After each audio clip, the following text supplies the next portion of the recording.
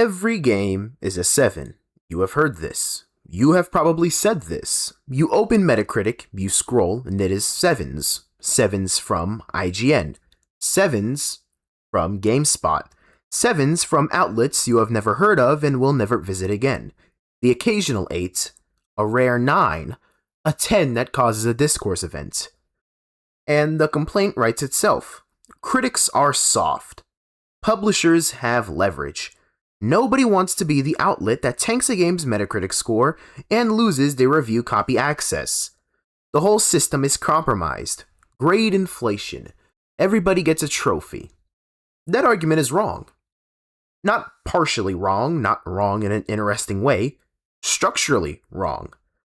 Wrong in a way that reveals a fundamental misunderstanding of what a review score is, what a critic does, and what the number 7 actually means.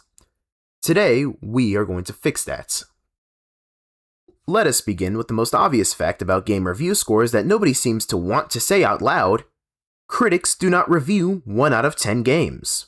Not because they are cowards, not because publishers won't let them, because a 1 out of 10 game does not require 800 words. A 1 out of 10 game requires 5 words. The game does not work. That is the review. You are welcome. There is no game to analyze, no design intent, no genre conventions being engaged with or subversive, no narrative structure to evaluate, no moment-to-moment feel to describe. There is a broken product. Consumer warning issued. Review complete.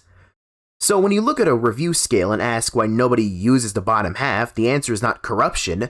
The answer is that the bottom half of the scale is outside the jurisdiction of criticism entirely. Think about what a critic actually does. A critic applies a vocabulary, a set of analytical tools built for engaging with intentional creative work. Pacing, tone, systems design, narrative coherence, thematic resonance. These tools require something to grab onto. They require a product with legible intent. Something that is trying to do a thing even if it fails. Below a certain threshold, that intent is not legible. The product is not failing at what it attempted. The product simply does not function. And a broken product is not a subject to critique on, it is a defect report. The 1 to 4 range on a review scale is not abandoned because critics are spineless. It is abandoned because it was never theirs to begin with.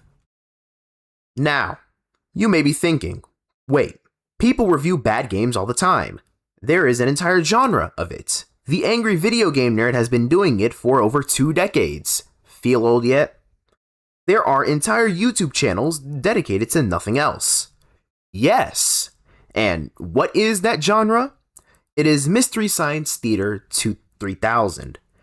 If you are not familiar, Mystery Science Theater 3000, MST3K, is a television show in which a man and 2 robots are forced to watch terrible movies and provide comedic commentary over them. The films selected are objectively, demonstrably, and often magnificently bad.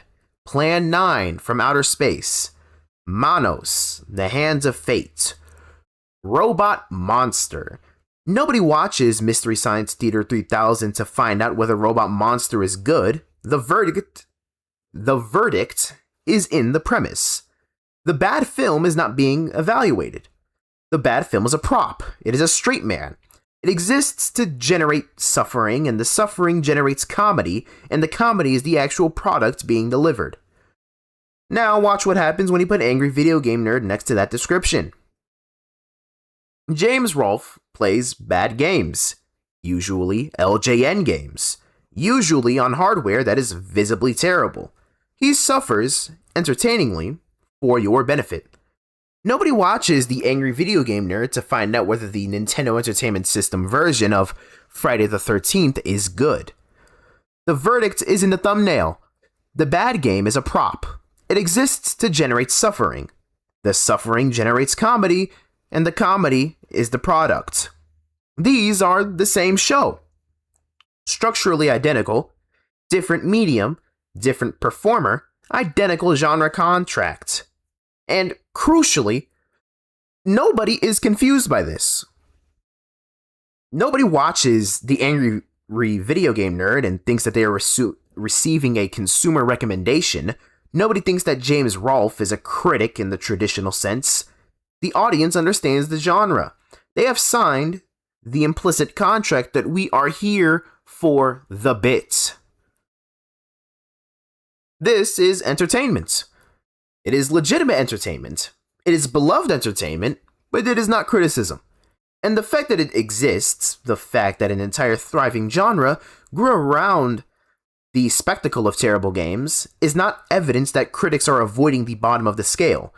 It is evidence that the market correctly identified that the bottom of the scale belongs to a different product category, served by a different genre for a different purpose. The market filled the gap. The gap does not need critics. So we have established that the 1 to 4 range is outside criticism's jurisdiction. But this still leaves the question, why do so many games land at 7 specifically? Even when the range criticism occupies 5 through 10, the clustering at 7 seems suspicious. It is not suspicious, it is actually inevitable. And the reason is selection effects. Consider what games actually get reviewed by major outlets. Not the full population of all games released, a heavily filtered subset of that population. Games with review copies, which means that games with publishers that have PR operations. Games finished far enough in advance to send to critics, which means games with functional production pipelines. Games considered newsworthy enough to assign to a staff writer, which means games with some level of anticipated audience. Before a single critic touches a single controller, a significant filtering process has already occurred. The games that make it to professional review are not a random sample of all games. They are, systematically, professional products made by experienced teams operating within established genre conventions, with QA departments and production timelines and the accumulated institutional knowledge of people who have done this before. What is the base rate of competence in that population? Unsurprisingly, very high. This should not surprise anyone. If you filtered the automobile market to only cars reviewed by major automotive publications, cars that went through full production, cleared safety testing, reached dealerships, and asked what percentage of those cars basically work as advertised, the answer would also be very high. The cars that don't make it to dealerships do not get reviewed by Car and Driver. The selection filter happened before the critic arrived. The 7 is the model output of professional product development performed competently. It is not a soft score, nor is it a compromised score. It is the correct score for a game that does what it says, does it without major defects, and delivers the experience its genre promises without significantly exceeding or failing that promise. The complaint that every game is a 7 is, at its core, a complaint that professional critics review professional products professionally. That is simply the job of being a critic. Here is where I have to complicate my own arguments. I have just spent the last several minutes defending the 7, and I stand by that defense. The 7 is legitimate. The 7 is doing real work. The 7 means that this is a real game made by professionals that functions as intended. In a market flooded with products, that information is not trivial. But if 7 means professional competence achieved, what does 8 mean? What does 9 mean? What does 10 mean? This is the actual problem with the review scale, and it is not where anyone is looking for it. The compression is not at the bottom, the compression is at the top. Think about what the scores above 7 have to do. They cannot mean more competent. You cannot be more competent than competent. A 7 is already a product that works. An 8 is not a product that works harder. An 8 has to be communicating something qualitatively different. Something about excellence, about surprise, about a game that does something the genre wasn't doing before, or does something the genre was already doing, but does it better than anyone had any right to expect.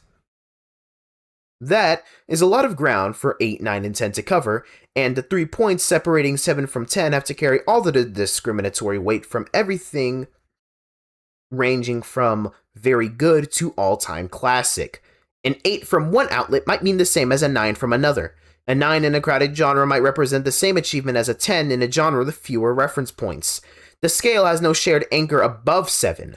Below 7, the shared anchor is competence. Everybody agrees what that means. Above 7, you are in interpretive territory, and the interpretations do not align. This is the meaningful critique of review scores. Not that critics give too many 7s, but that the vocabulary for distinguishing between 7 and 10 is underdeveloped, inconsistent, and often incoherent. A 7 is legible, a 10 is a statement about something, and most of the time, an 8 is a guess. So what do you actually do with this information? First, stop treating 7 as an insult.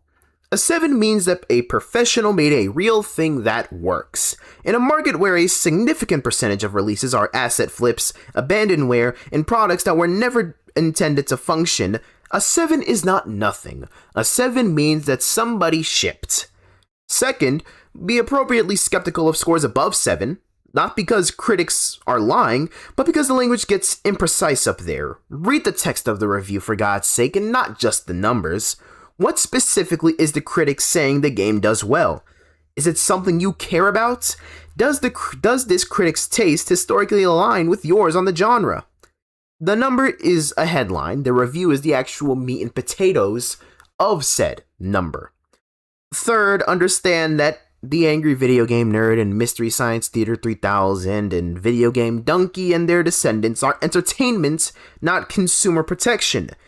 They are valid, they are fun, they are not telling you anything actionable about what to buy.